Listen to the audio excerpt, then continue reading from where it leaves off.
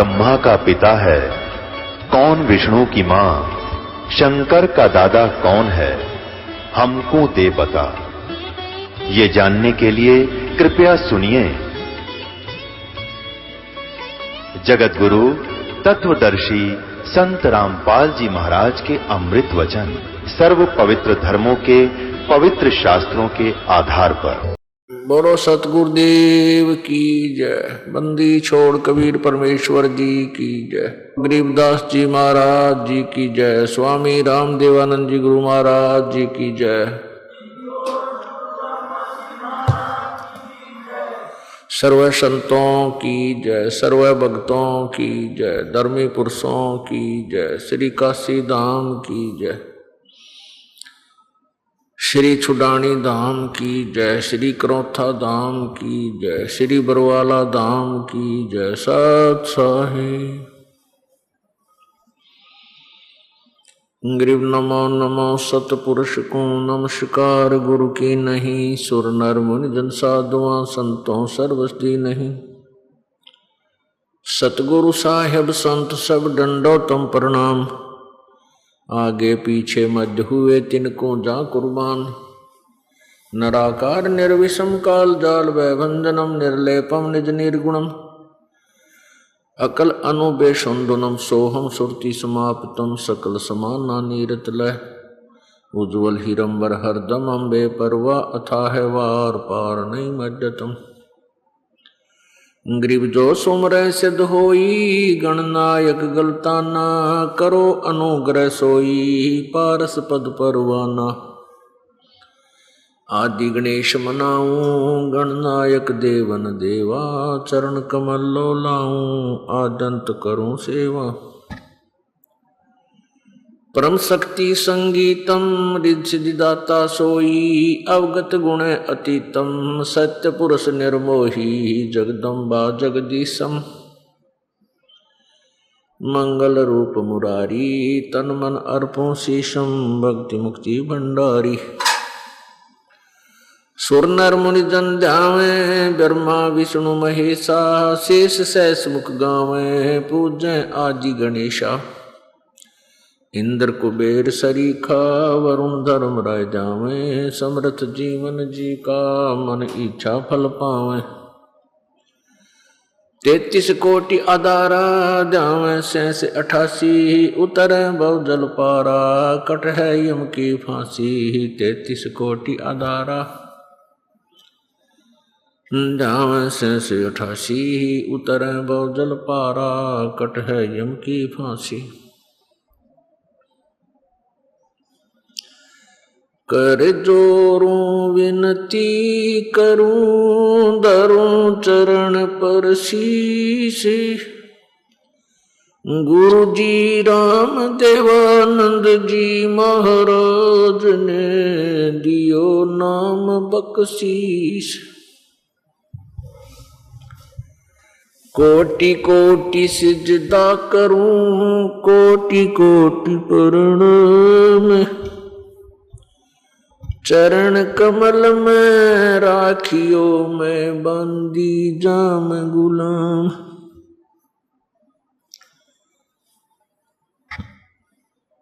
कुत्ता तेरे दरबार का मोतिया मेरा नाम। गले प्रेम की जेवड़ी जाखें चोआ जाऊं मैं। तो करो तो बावड़ू दूर दूर करो तो जाऊं। जो रखो तो ही रहूं जो देवो सुख।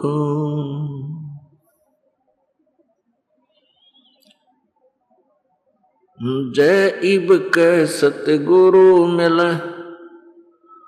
सब दुख आँखों रो। चरणों ऊपर शीश धरूं कहूँ जो कहनी हो। कबीर गुरु जी मिलेंगे पूछेंगे कुशलात। आद्य अंत की सब कहूँ अपने दिल की बात। गुरु जी तुम ना भूलियो चाहे लाख लोग मिल जाएं, हमसे तुमको बहुत है तुमसे हमको नहीं। कबीर तुमरे विसारे क्या बने किसकी शरण में जाऊं। शिव ब्रंच मुनि नारद तिनके हृदय न समाऊं। अवगुण किए तो बहुत किए करत न मानी हारे। भावे बंदा बख्श दियो भावे गर्दन उतार। अवगुण मेरे बाप जी बख्शो गरीब नवाजी। जो मैं पूत कपूत हूँ बहुर पिता को लाजे। मैं अपराधी जन्म का नक्सिक भरे विकारे। तुम दाता दुख भंजना मेरी करो संवार। राम नाम रटते रहो जब तक घट में प्राण। कबहू तो दीन दयाल के बनक पड़ेगी कान। कबीर लूट सको तो लूटियो राम नाम की लूटी। पीछे फिर पछताओगे प्राण जहांगे छूट। नहीं भरोसा देह का विनस जावे छिन माही। श्वास उश्वास में नाम जपो और यतन कछु नाही।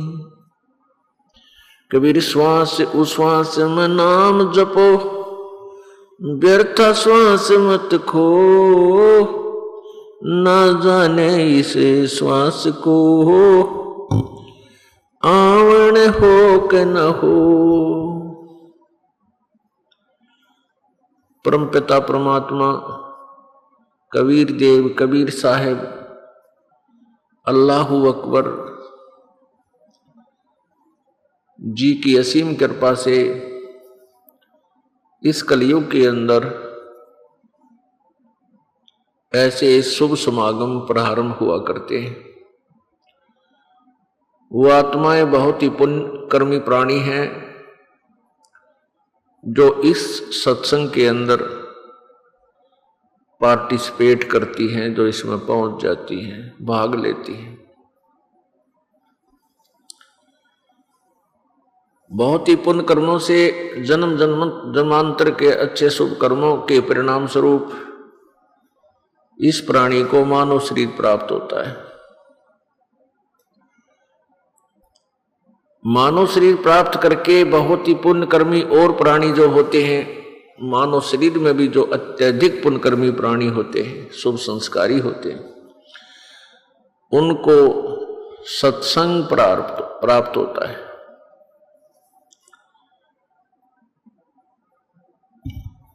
वर्तमान के अंदर श्रोताओं की कमी नहीं, वक्ताओं की कमी नहीं, संतों गुरुओं की बाढ़ आई हुई है। उधर से श्रद्धालु भी बहुत ही श्रद्धा के साथ परमात्मा प्राप्ति के उद्देश्य से सत्संग श्रवण करने के लिए अन्य संतों के पास जाते हैं। उन अन्य संतों के पास सत्संग नहीं है। सत्संग का अर्थ होता है सत्य, जहां पर सत्य ज्ञान प्रचार होता हो। सत्य ज्ञान कौन सा है? जो हमारे सदग्रंथों में विद्यमान है। सदग्रंथ कौन कौन से हैं? पवित्र कबीर देव कबीर साहब उस सच्चिदानंद घन ब्रह्म की अमृतवाणी अर्थात पांचवा वेद, पवित्र चारों वेद, पवित्र कुरान शरीफ, पवित्र बाइबल और पवित्र 18 पुराण, पवित्र श्रीमद् भगवत गीता, ये हमारे सदग्रंथ हैं, ये हमारे सिलेबस है, ये हमारा पाठ्यक्रम है उन पुण्यात्माओं का जो परमात्मा प्राप्ति का प्रयत्न करते हैं, जो स्टूडेंट हैं, श्रद्धालु हैं, डिवोटी हैं। और जो टीचर सिलेबस से बाहर की बातें, बाहर का ज्ञान, बाहर की थ्योरी, सिद्धांत, मनमुखी कहानियां जो विद्यार्थियों को सुनाते और समझाते हैं, वो टीचर ठीक नहीं। वो विद्यार्थियों के भविष्य के नाशक हैं, वो गुरु पद के अधिकारी नहीं हैं। इसी प्रकार जो संत जो गुरु पद प्राप्त करके और शास्त्रों के विपरीत ज्ञान देते हैं, सदग्रंथों से विरुद्ध ज्ञान देते हैं, जिनको कुछ भी पता नहीं सदग्रंथ में क्या बताते हैं, वो संत ठीक नहीं, वो गुरु नहीं है, वो दुश्मन है इस मनुष्य जीवन के, शत्रु है इस अनमोल जीवन के। वो कीड़े हैं, जैसे फसल को कीड़ा खा जाता है, उसको नष्ट कर देता है। वो ऐसे गुरु हैं, ऐसे संत हैं जैसे अमर बेल होती है। आपने अमर बेल देखी होगी, वह कैसी होती है? एक पीले से कलर की बेल होती है जो वृक्षों के ऊपर होती है, और उस बेल के अपने बहुत कम पत्ते होते हैं। वो वैसे पतली सी होती है जैसे धागा सा होता है, जैसे ये सूत होता है, ये राजमिस्त्री प्रयोग करते हैं, इतने मोटा होता है। और वो पीली सी बेल पूरे पेड़ के टहनियों के, छोटी छोटी शाखाओं के और डार के लिपट जाती है, उसके चारों तरफ लपेटे लगा लेती है। वो ऐसी लगती है जैसे ये बहुत ही प्यार करती है इनसे, वृक्ष से, और वो उसके सारे आहार को चूस रही होती है, नष्ट कर रही होती है, और वो वृक्ष सूख जाता है, नष्ट हो जाता है। ऐसे ही ये संत जो नकली गुरु, नकली संत, नकली महर्षि हैं, इनकी बोलने की शैली, इनके जो है व्यवहार से ऐसा लगता है जैसे बहुत ही अच्छी आत्मा है और इनका उद्देश्य बहुत ही परोपकार का है। लेकिन वो उन शिष्यों के ऊपर, अपने अनुयायियों के ऊपर वह अमर बेल की तरह लिपटा हुआ है, उनके जीवन को नष्ट कर रहा है।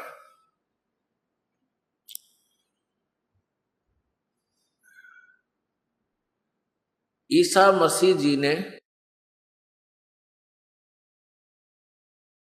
कहा था कि जिन गुरुओं को तुम अच्छे मानते हो और जिनके पास तुम जाकर के अपना कल्याण चाहते हो, और उनको ज्ञान है नहीं, तत्व ज्ञान उनके पास नहीं है, वो सत्य से परिचित नहीं है, वो तुम्हें बहुत अच्छे अवश्य लगते हैं, क्योंकि आपको चाह है भगवान की, आपको तलाश है संत की, और आप सोच बैठे हो कि हमें हमें संत मिल गए, और वो आपको बहुत प्यारे लगते हैं, बहुत अच्छे बोलते हैं, आपके से विनम्र भाव से प्यार से बातें भी करते हैं तुम्हारे गुरुजी। वो ऐसे हैं जैसे तुम्हें वो भेड़ दिखाई देते हैं, यानी बहुत शरीफ, बहुत ही अच्छी, लेकिन वो भेड़िए हैं जो तुम्हारे जीवन को खा रहे हैं। ऐसा ही जानो, वर्तमान के जितने भी संत हैं ये आपको अच्छे लगते हैं क्योंकि आप स्वयं अच्छे हो, आपके अंदर दोष नहीं है, तो आपको सामने वाला संत भी अच्छा ही नजर आता है। और आपको अध्यात्म ज्ञान है नहीं, आध्यात्मिक ज्ञान नहीं है, इसलिए आपको ये नहीं लग रहा कि ये संत गलत बोल रहा है, क्योंकि आप श्रद्धालु हैं, आप डिवोटी हैं। और स्टूडेंट अध्यापक की किसी भी थ्योरी में, किसी भी उसके ज्ञान में, उसकी कथा में स्टूडेंट यानी विद्यार्थी कोई शंका व्यक्त नहीं करते, क्योंकि विद्यार्थी यही सोच कर बैठे रहते हैं कि जो टीचर बता रहा है ये सत्य है, और उसको लिख लेते हैं, उसको रिमेंबर कर लेते हैं, घोट लेते हैं। ये स्वभाव होता है और होना भी चाहिए। लेकिन ये वर्तमान के संत और गुरु ये पूर्ण रूपेण सदग्रंथों से अपरिचित हैं। ये सिलेबस ना समझा करके दंत कथा आपको सुना रहे हैं, इसलिए उनके पास सत्संग नहीं है। वो कहते सत्संग ही हैं और बोर्ड भी सत्संग का ही लगाते हैं, सत्संग सथल वो लिखते हैं, और सतगुरु अपने उपाधि भी लिखते हैं, लेकिन वो ना सतगुरु हैं, न ही उनके पास वो सत्संग है। इसलिए ये दास आपको ये समझाना चाहता है कि सत्संग और सतगुरु के बिना जीव का उद्धार नहीं हो सकता। अब देखिएगा, जिनको हम संत मानते हैं और जो सत्संग करते हैं और करते थे, उनका सत्संग दिखाते हैं आपको। ये देखिएगा, एक पुस्तक है सारवचन राधा स्वामी नसर यानी वार्तिक।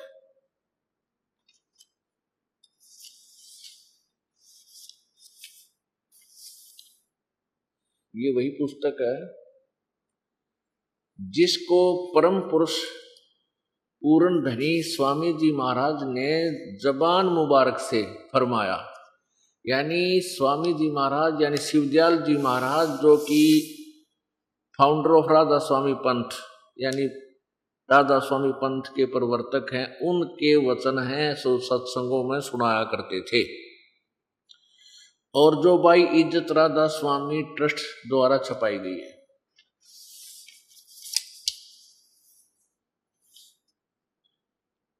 ये कहां से छपी है? राधा स्वामी ट्रस्ट, राधा स्वामी आगरा, राधा स्वामी ट्रस्ट दयाल या आगरा से। यहां देखो, ये नीचे है, मुद्रक है दी कॉरपोरेशन प्रेस, कोरोनेशन प्रेस, छिल्ली ईंट रोड, आगरा। फोन नंबर ये। राधा स्वामी दयाल की दया, राधा स्वामी सहाय, खुलासा उपदेश हजूर राधा स्वामी साहब का। अब इसने जो बोला है सत्संग में, जो सत्संग किया है इस महापुरुष ने, शिवदयाल जी ने, वो यहां से शुरू होता है। ये जगत नासवान, यह जगत नासमान है और सब असबाब भी इसका नासमान है। यहां से शुरू, ये दफा एक, दफा एक। फिर इस दफा एक में क्या लिखा है? सिर्फ काम इतना है कि इंसान यानी मनुष्य अपनी सुरत यानी रूह को उसके खजाने निकास यानी मुकाम सतनाम, यहाँ मुकाम सतनाम, सतनाम को स्थान बताया है, और राधा स्वामी को भी मुकाम यानी सतनाम बताया है, मैं पहुंचावे। बस आगे देखो।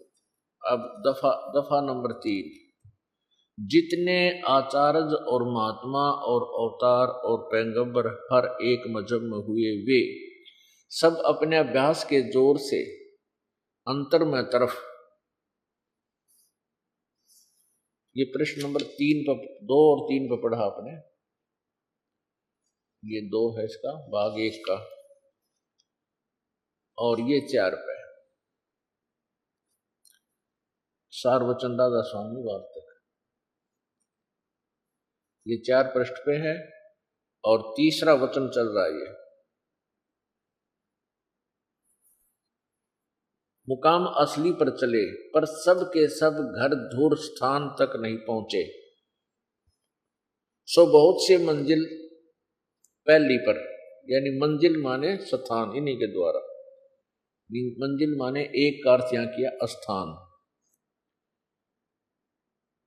स्थान, जैसे यहां इन्होंने इस मंजिल का अर्थ स्थान किया है। जो बहुत से मंजिल पहली पर और कोई मंजिल दूसरी पर, और कोई बिरले साध और प्रेमी मंजिल तीसरी तक पहुंचे। सिर्फ संत मंजिल पांचवी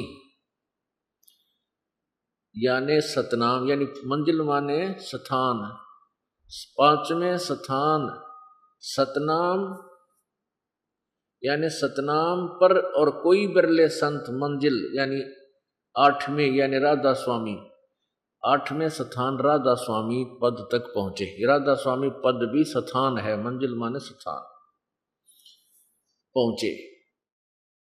इसी स्थान से यानी आप से होगा यहां भी, इस मंजिल से, इस स्थान से आदि में सूरत का तंजुल यानी उतार हुआ है। अब प्रश्न नंबर 5 और वचन नंबर 4। अब समझना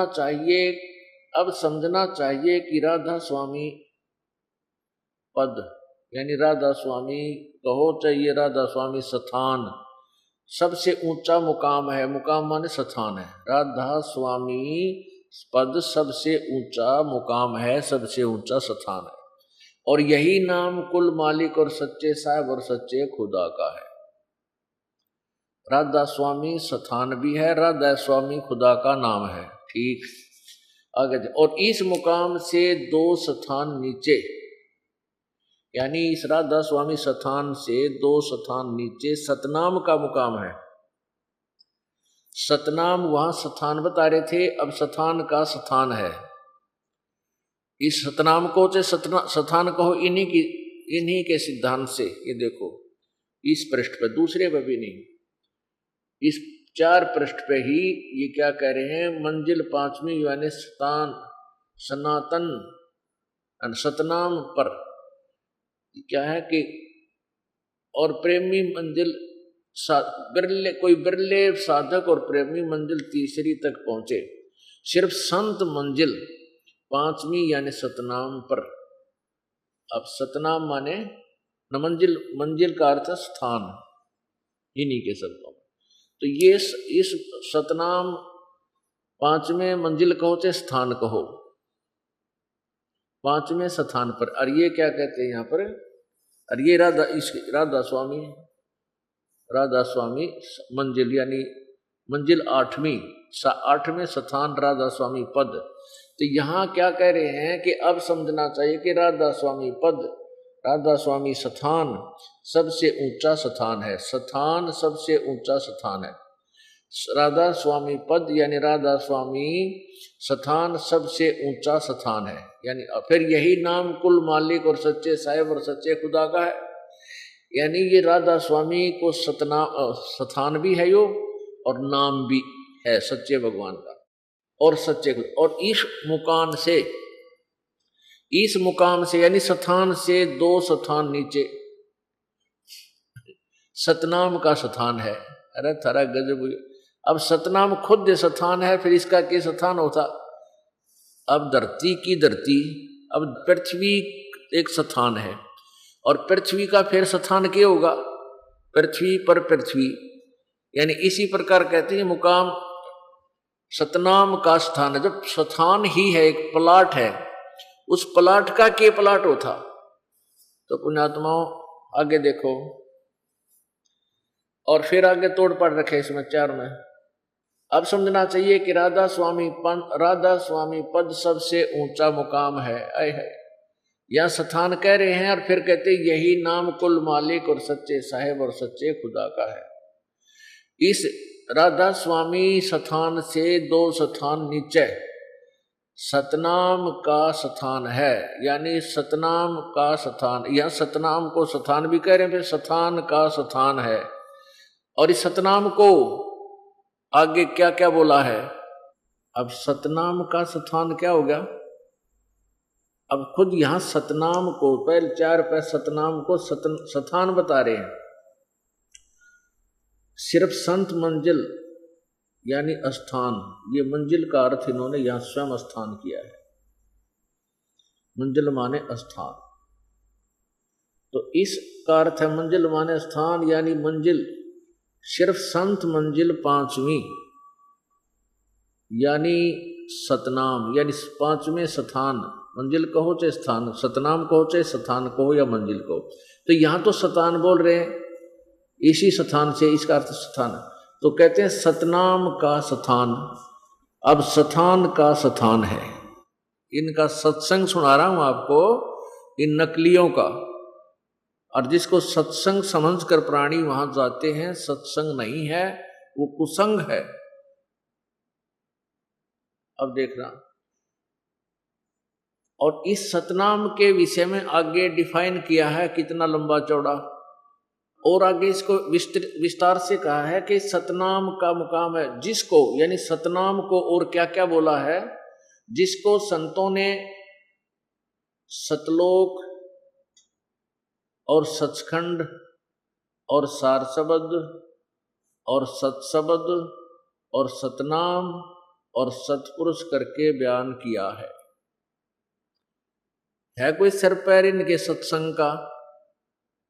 अब सतनाम का मुकाम है, और इस सतनाम को सथान भी कह रहे, कहते इस सथान को, इस सतनाम को संतों ने सतलोक भी कहा है सतनाम को, और सचखंड भी, और सार शब्द भी, और सत शब्द भी, और सतनाम भी, सतनाम को सतनाम भी, और सतपुरुष भी कहा है करके बयान किया है। आगे देखो, इससे मालूम होगा कि यह 2 स्थान यानी सतनाम और राधा स्वामी, ये 2 स्थान विश्राम संत और परम संत के हैं, और संतों का दर्जा इसी सबब से सबसे ऊंचा है। इन स्थानों पर माया नहीं है और मन भी नहीं है, और ये स्थान कुल नीचे की स्थानों और तमाम रचना के मुहित हैं, यानी सब रचना इनके नीचे और इनके घेरे में है। राधा स्वामी पद को अकय और अनाम भी कहते हैं। राधा स्वामी स्थान को अकय लोक और अनाम लोक भी कहते हैं, क्योंकि यही पद अपार अनंत और अनादि है, और बाकी के सब मुकाम इसी से प्रगट यानी पैदा हुए हैं राधा स्वामी तक। और यह सच्चा लामकान, जिसको स्थान भी नहीं कह सकते, इसी को कहते हैं। अरे वाह, सच्चा लामकान। लामकान माने जैसे लाजवाब, जिसका कोई जवाब ना हो, इब कहते हैं ये इसको स्थान भी नहीं कह सकते, सच्चा स्थान भी नहीं कह सकते, यह सच्चा लामकान। लामकान माने लाजवाब, जिसका कोई जवाब ना हो, यानी इसका कोई स्थान ना हो, और जिसको स्थान भी नहीं कह सकते, और इसी को कहते हैं। तेरा गजब हुई अपने आत्माओं, ये तो सत्संग आपने सुन लिया एक राधा स्वामी पंथ के प्रवर्तक परम धनी हजूर स्वामी जी शिवदयाल जी महाराज का यो सत्संग, और इसी से एक अलग से ब्रांच बनी है सच्चा सौदा सिरसा, डेरा सिरसा वालों का, जिनको धन धन सतगुरु भी कहते हैं। उन्होंने क्या कमाल किया है ये, क्योंकि यो एक ही उसी शिवदयाल जी महाराज जी के विचारों पर आधारित ये धन धन सतगुरु वाले संत हैं, उन्हीं के ज्ञान से आधारित हैं। और ये भी सचखंड सतलोक का ठेका ले रहे हैं, राधा स्वामी वाले भी सतलोक और सतपुरुष का ठेका ले रहे हैं, और ये धन धन सतगुरु वाले भी। ये देखिएगा, ये पुस्तक है सचखंड की सड़क। अब इनमें ज्ञान तक इसे ना आया को नहीं, ये बुरा हाल कर रखा है इनके श्रद्धालुओं ने, उन्हें लाकर डाली हमारे पास ये धन धन सतगुरु तेरा ही आसरा, सचखंड की सड़क। पुस्तक का नाम तो ऐसा है ना, पहला भाग, और इसके लेखक कौन है? दासन दास हजूर महाराज सतनाम सिंह जी। हजूर महाराज सतनाम सिंह जी, डेरा सच्चा सौदा, सिरसा, हरियाणा। ये इसके लेखक है। और इसके ये 226 पृष्ठ पे, सचखंड की सड़क 226 पृष्ठ पे, और ये भाग पहला है, सचखंड की सड़क है, पृष्ठ 226 है। इस शब्द का अनुवाद किया है, अलख अनामी आया सारे देश छोड़ के जी, छोड़ के मैं आया रे तेरे लिए प्यारे देश छोड़ के। आगे इसका अनुवाद किया है, यह क्या, अलख अनामी आया सारे देश छोड़ के जी, छोड़ के मैं आया रे तेरे लिए प्यारे देश छोड़। इसका अनुवाद कराया है। त्रिलोकी, स्थूल, सूक्ष्म और कारण, इसको त्रिलोकी का है। ये है तरह के जो त्रिलोकी तक की सारी रचना काल निरंजन ने की है। अब संतों का देश सचखंड या सतलोक है, बिल्कुल ठीक। और वही सतपुरुष या आदि पुरुष का स्थान है। अब ये लोग हैं कि ये सतलोक जो है, सचखंड है, ये सतपुरुष या आदि पुरुष का स्थान है, सबसे पहले वाले भगवान का। वह अजर अमर अविनाशी और सदा एक रस है। ये सचखंड के बारे में बोल रहे हैं, सतलोक के बारे में। वहाँ चेतनता ही चेतनता है, प्रकाश ही प्रकाश है, और कुछ नहीं है, केवल प्रकाश ही प्रकाश है। और नीचे पिंड तक की कुल रचना का आदि और अंत वही है। ये सतलोक के बारे में चल रही है सारी कहानी। और उसी को, यानी सतलोक को, उसी को सतनाम, सत शब्द और सार शब्द कहा जाता है। ये है इनका सत्संग। इन कह का बिना बेरा, इन दोनों पंथों के प्रवर्तकों को। ये सतनाम जी महाराज जो है, ये श्री बलोचिस्तानी सामस्ताना जी के सीधे दूसरे उत्तराधिकारी हैं। और सतनाम सिंह जी द्वारा ये वचन है, और ये वचन वही है राधा स्वामी पंथ के प्रवर्तक श्री शिवदयाल जी महाराज के वचन है। अब देखिए, ये तो आपने आगरा से प्रकाशित पढ़ा। अब देखो इसमें व्यास से प्रकाशित सारवचन राधा स्वामी वार्तिक हजूर स्वामी जी महाराज राधा स्वामी सत्संग व्यास से। प्रकाशक है जगदीश चंद्र सेठी, सेक्रेटरी राधा स्वामी सत्संग व्यास, डेरा बाबा जयमल सिंह, पंजाब। और ये कहाँ से प्रकाशित है? पहला संस्करण 1961 में, और 16 2003 में। मुद्रक है लक्ष्मी ऑफसेट प्रिंटर, दिल्ली। इसमें भूमिका में लिखा है कि सारवचन राधा स्वामी वार्तिक हजूर स्वामी जी महाराज के वचनों का संग्रह है। ये वचन सत्संगों तथा अन्य चर्चाओं के दौरान सत्संगियों ने नोट किए थे। स्वामी जी महाराज के परम धाम सिधारने के कुछ वर्ष बाद इनका संग्रह करके पुस्तक रूप में छपवाया गया। सन 1902 में बाबा जयमल सिंह जी महाराज ने सारवचन राधा स्वामी वार्तिक को पहली बार गुरमुखी लिपि में छपवाया, पंजाबी में। प्रस्तुत पुस्तक उसी प्रथम गुरमुखी संस्करण के अनुसार है, और अब इसका हिंदी संस्करण प्रकाशित किया जा रहा है। अब ये जो आपने देखा, ये जो हिंदी में आपको सुनाया जा रहा है, पढ़ाया जा रहा है, ये 1961 में तो पहली बार छपा, और 1902 में पंजाबी में छप चुका था, और 1902 से इसको पढ़ते हुए आ रहे हैं, यानी 108 वर्ष से। और आज तक किसी श्रद्धालु ने, क्योंकि श्रद्धालु तो स्टूडेंट हैं और वो टीचर की व्याख्या पर टिप्पणी नहीं कर सकते, उनकी इतनी बुद्धि नहीं होती। और ये जो टीचर थे ये थे ज्ञान नेत्रहीन, इनका तो मोतियाबिंद हो रहा था ज्ञान का। और ये दिखाई जैसे किसी के मोतियाबिंद हो जाता है, उसकी आंखें तो स्वस्थ दिखाई देती हैं लेकिन उसको दिखता कुछ नहीं।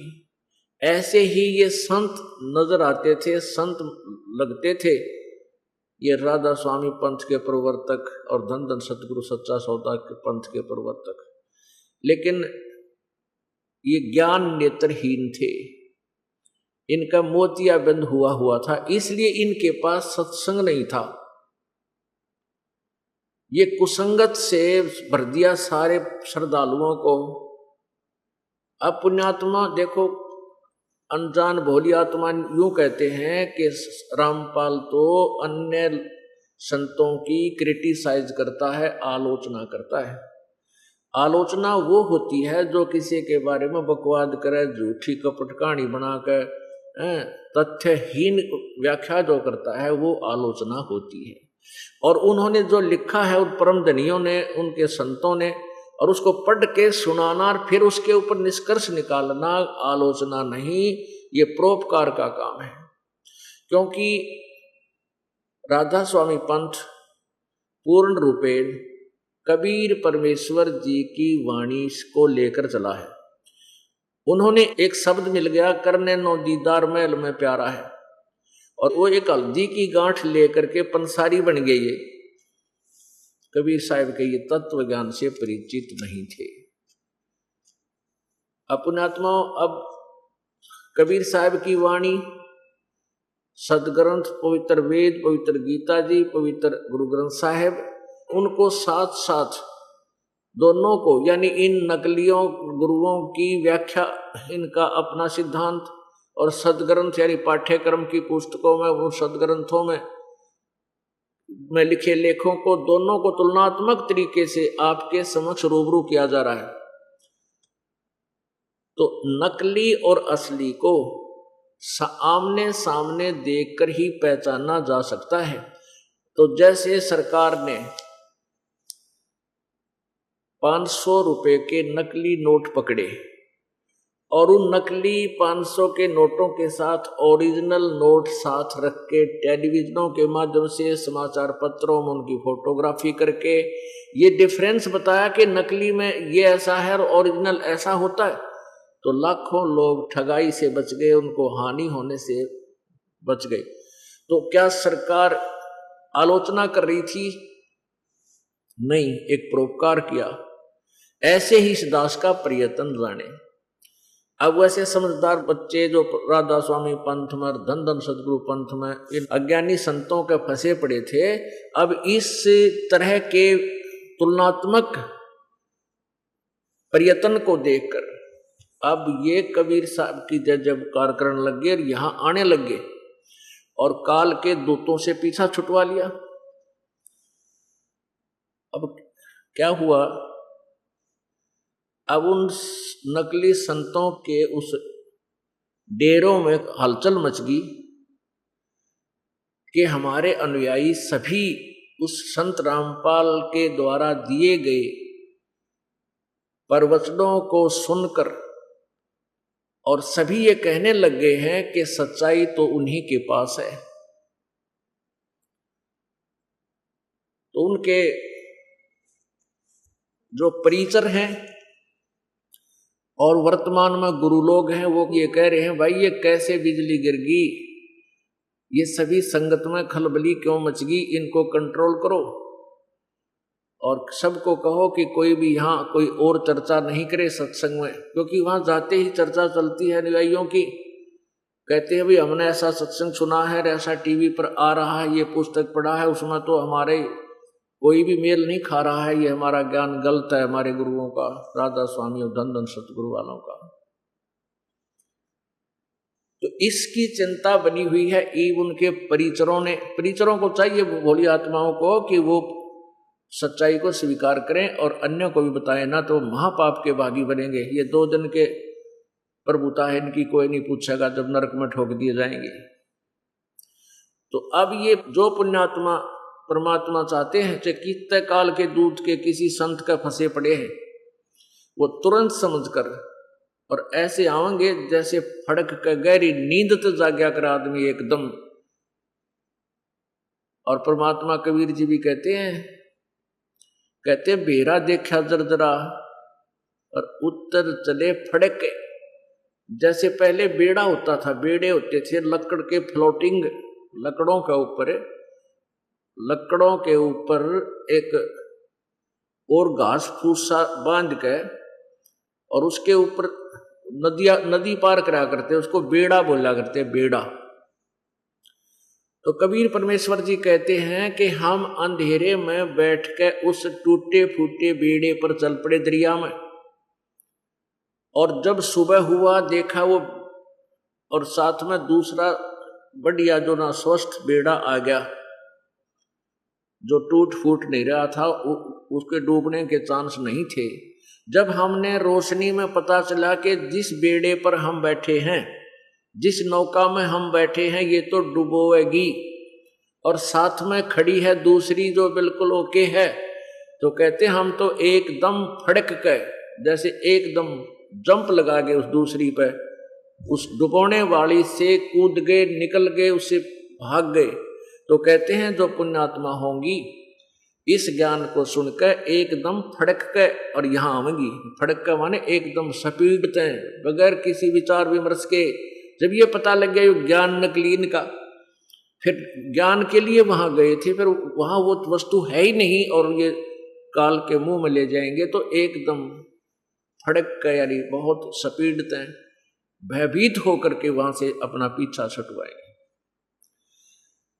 एक भक्त ने बताया जी हम वो राधा स्वामी पंथ के ही जाते 20-30 वर्ष से लगे हुए थे। उसने बताया जी मैंने उनको बताया नहीं था अभी कि मैंने गुरु बदल लिया है। मैं चाहता था कि वहां और उनके किले में सेंध लगाऊं और न समझाऊं बैठ बैठ के। ऐसा मैंने किया, पुस्तक आपकी दी इस उद्देश्य से कि भी देखो ये ज्ञान कैसा है, हमारे गुरु जी का ज्ञान कैसा है, निर्णय करो, तुम स्वयं पढ़े लिखे शिक्षित हो। तो बहुत से भक्त इस बात पर विचार कर रहे हैं और सोच रहे हैं वे सचमुच हम तक गलत फंसे हैं, और वो अपने गुरुओं से परिचरों के साथ भी चर्चा करते हैं कि ये ज्ञान क्या है, ये ज्ञान क्या है। तो परिचर गोलमोल कर देते हैं, नहीं नहीं तुम्हें नहीं पता, वो तो निंदा करता है। तो शिक्षित समाज के सामने ये इनकी बहाना कब तक चलेगा? ज्यादा समय नहीं चलेगा। अब सभी कबीर साहब की जय जयकार करने लगे और कहते हैं भाई रामपाल संत जैसा जो ना ज्ञान नहीं, ज्ञान तो परमात्मा का है, लेकिन दास बोलकर सुना रहा है, इसलिए वो सोचते हैं कि दास का ही है। ये ज्ञान तो सदग्रंथों में विद्यमान है, दास तो as a loud speaker tape recorder काम कर रहा है। एक भक्त ने चुटकुला सुनाया, कहने लगे जी अब इनके साथ ऐसी बनेगी कि एक समय जंगल में इन शेरों के ऊपर महामारी आ गई, यानी उनको ऐसी बीमारी होगी कि शेर और शेरनी उनका रोग लग गया, वो मरण लग गए। और जो नवजात बच्चे थे, शावक थे उनके, शेर के बच्चे थे छोटे छोटे, वो अनाथ हो गए। और उनको ये राधा स्वामी और धन धन सतगुरु आले परिचर ठा लाए, अगवैन की सेवा कराएंगे ठीक। तो उन्होंने उन शेर के बच्चों को ला करके और उनको सेवा के साथ साथ रट्टा लगा दिया कि बोलो शिवदयाल जी महाराज की जय, राधा स्वामी की जय। वह सारे उनकी जय बोला करते हैं। और एक दिन जब वो रखवाले वहां गए उन शेर के बच्चों के पास, तो वो सारे कबीर साहब की जय बोलते पाए। तो उन सेवादारों ने आके गुरुजी से बताया कि गुरुजी आज तो चाला हो गया, कमाल हो गया। गुरुजी ने पूछा भाई के कमाल हो गया?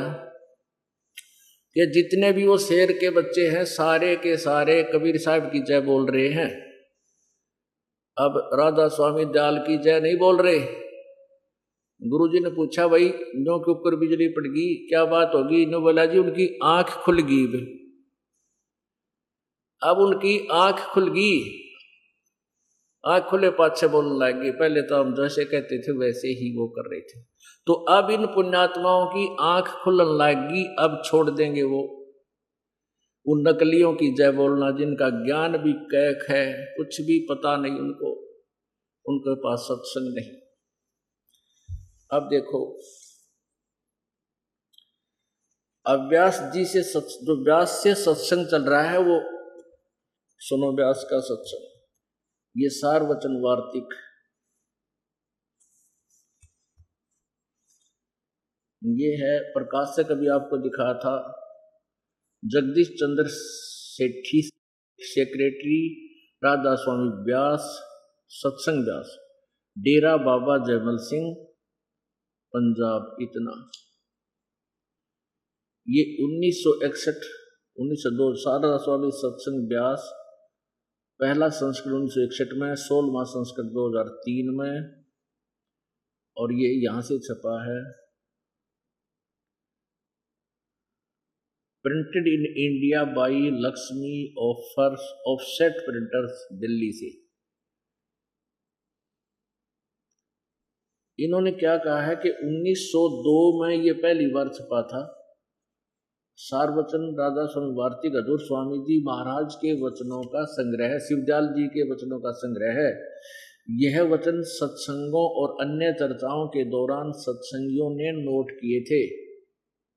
स्वामी जी महाराज के परम धाम सिधारने के कुछ वर्ष बाद इनका संग्रह करके पुस्तक के रूप में छपवाया गया। सन 1902 में बाबा जयमल सिंह जी ने सारवचन राधा स्वामी वार्तिक को पहली बार गुरुमुखी लिपि में छपवाया, यानी 1902 से पढ़ी जा रही है। 108 वर्ष से इस अड़ंगे ने पढ़ते आ रही है बड़ी आत्माएं। अब किसके थे ये वचन? नीचे देखो इसी के भूमिका में। स्वामी जी महाराज का शुभ नाम सेठ शिवदयाल जी था, शिवदयाल सिंह जी था। आपने 25 अगस्त सन 1818 में आगरा शहर में जन्म लिया। आपके पिताजी का नाम सेठ दिलवाली सिंह जी था तथा माताजी का नाम महामाया जी था। आपके पूर्वज पंजाब के रहने वाले थे तथा घर में गुरु ग्रंथ साहिब का पाठ किया जाता था। आपके माता पिता हाथरस के प्रसिद्ध संत तुलसी साहिब के भगत थे।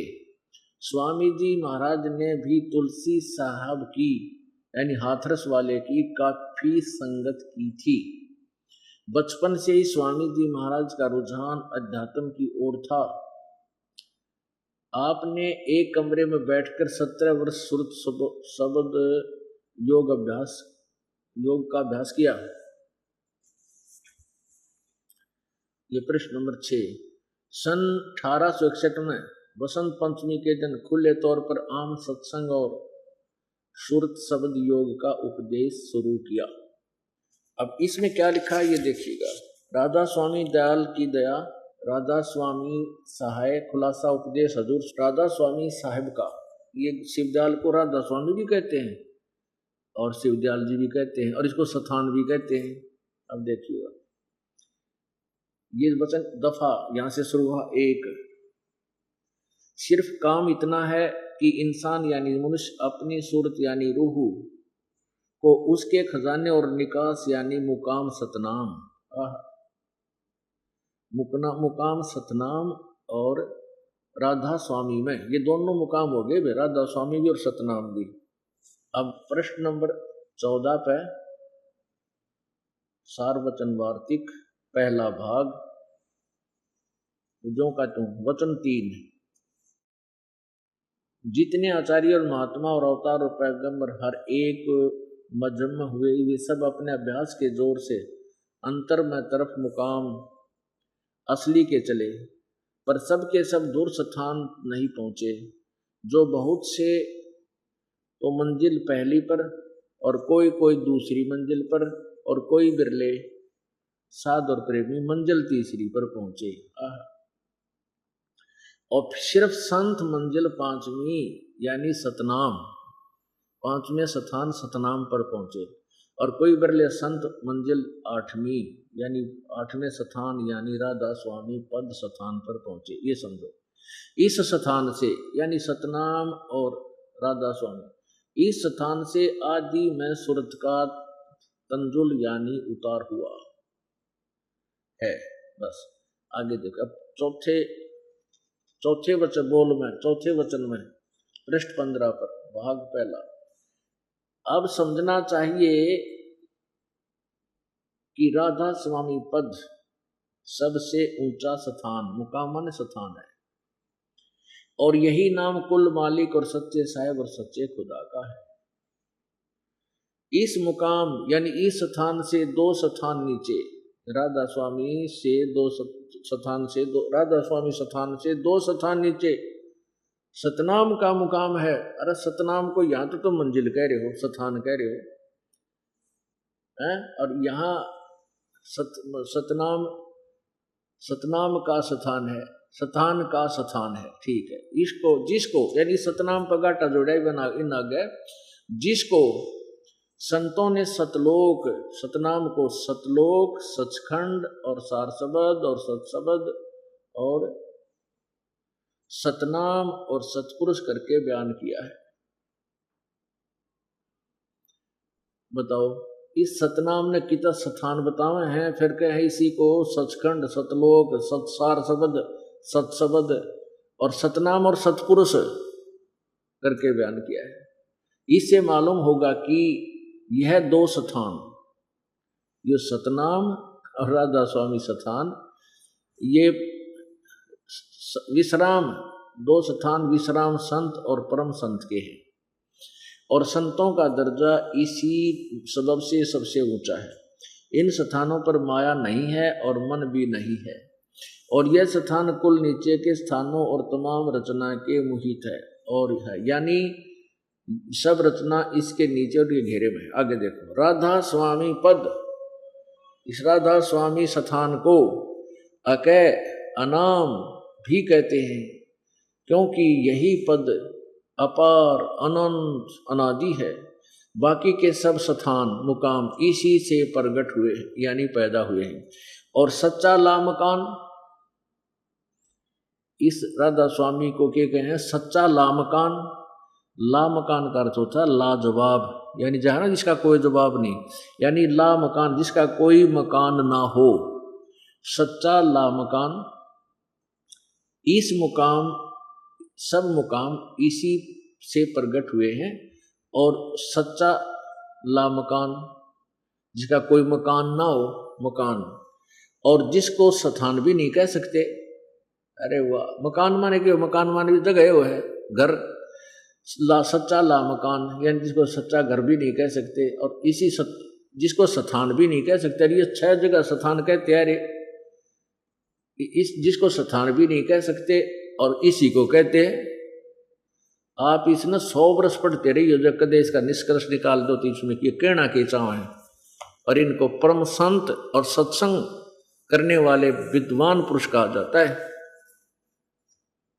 तो पुण्यात्माओं, ये सौभाग्य है आपका कि आपको सत्संग मिला। अब प्रसंग प्रारंभ हुआ था कि सबसे पहला तो पुण्यकर्मी आप इसलिए हो कि आपका जन्म मनुष्य का है, और भी पुण्यकर्मी प्राणी हो आप सभी श्रोता जिनको ये सत्संग सुनने को मिल रहा है।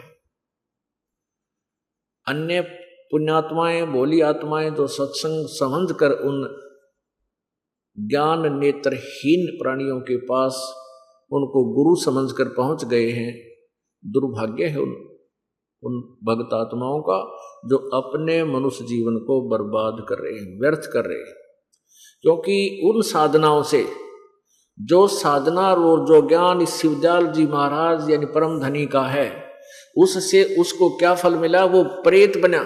शिवदयाल जी प्रेत बने तो अन्य साधक क्या बनेंगे?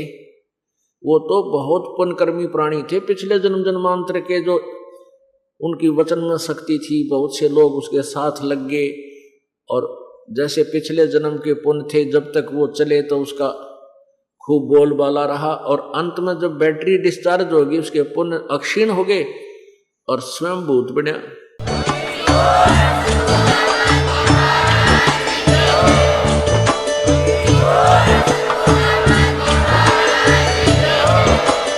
आप सुन रहे थे जगत गुरु तत्वदर्शी संत रामपाल जी महाराज जी के मंगल प्रवचन। अधिक जानकारी के लिए विजिट कीजिए हमारी वेबसाइट www.jagatgururampalji.org। संत रामपाल जी महाराज जी के शुभ आशीर्वाद से पूरे विश्व भर में 500 से भी ज्यादा नाम दीक्षा केंद्र हैं, जिन पर संत रामपाल जी महाराज जी द्वारा ऑनलाइन निशुल्क नाम दीक्षा दी जा रही है। अपने नजदीकी नाम दीक्षा केंद्र का पता करने के लिए संपर्क करें 8222880541।